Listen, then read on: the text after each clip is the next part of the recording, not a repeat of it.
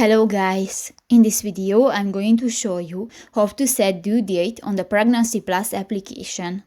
But first of all, I just want to mention, please don't forget to subscribe to our channel, because at 100,000 subscribers we are going to show you our YouTube revenue statistics and growth strategy, how to make money online. So let's jump into it. First of all, open the application on your device.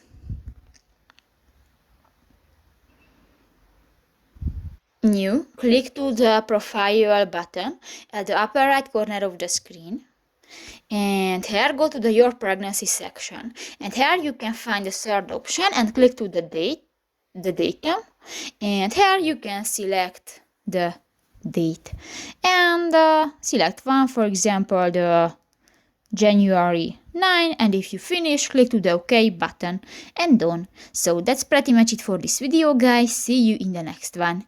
Bye bye.